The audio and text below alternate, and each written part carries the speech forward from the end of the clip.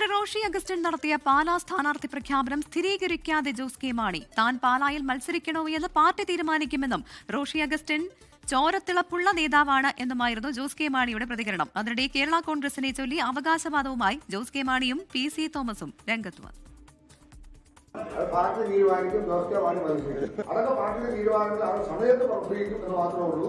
സത്യമായി രംഗത്ത് വരും, സജീവമായി നേരിടും. നല്ല വിജയം എല്ലാ മേഖലയിലും ഉണ്ടാവും. ഇന്നലെ അടിമാലിയിൽ വെച്ചാണ് മന്ത്രി റോഷി അഗസ്റ്റിന്റെ ഈ പ്രഖ്യാപനം. ഇത് സംബന്ധിച്ച ചോദ്യങ്ങളോട് ഇന്ന് ജോസ് കെ മാണിയുടെ പ്രതികരണം ഇങ്ങനെ: അദ്ദേഹം എപ്പോഴും ഒരു KSC വളർന്നു വന്നയാളാണ്. ആ ചോരത്തിളപ്പ് എപ്പോഴും ഉണ്ട്. അതുകൊണ്ട് അദ്ദേഹം സ്നേഹം കൂടുമ്പോൾ അതൊക്കെ പറയും. പിന്നെ അദ്ദേഹം മത്സരിക്കണ്ടെന്ന് പറഞ്ഞില്ലല്ലോ.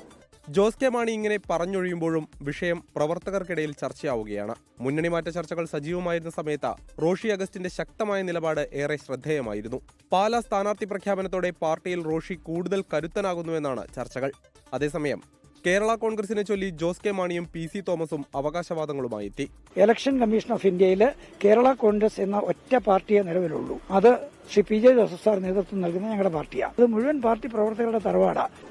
ഞാനാരെയും പഠിപ്പിക്കാൻ പോയില്ലല്ലോ. ഞാൻ എൻ്റെ കാര്യം പറഞ്ഞതേ ഉള്ളൂ. തറവാട്ടിൻ്റെ കാര്യം പറഞ്ഞപ്പോൾ പറഞ്ഞു ബ്രാക്കറ്റ് ഇല്ലാത്ത കേരള കോൺഗ്രസ് ആണെന്ന് പറഞ്ഞു. ഞാൻ ബ്രാക്കറ്റ് ഇല്ലാത്ത കേരള കോൺഗ്രസ് ആണെന്ന്, അതാണ് തറവാടെന്നുണ്ടെങ്കിൽ ഇലക്ഷൻ പെറ്റീഷൻ വന്നപ്പോൾ എന്തിനാണ് അവരെ മത്സരിക്കാൻ അവിടെ വന്ന് ഇലക്ഷൻ കമ്മീഷന് മുമ്പിൽ വന്നത്? ഇത് തന്നെ മേടിച്ചെടുക്കാൻ വേണ്ടിയിട്ടല്ലേ. വ്യക്തിപരമായ കാരണങ്ങളുള്ളതിനാൽ നിയമസഭാ തെരഞ്ഞെടുപ്പിൽ മത്സരിക്കാനില്ലെന്നും കേരള കോൺഗ്രസ് വർക്കിംഗ് ചെയർമാൻ കൂടിയായ PC തോമസ് പറഞ്ഞു. 24 കൊച്ചി.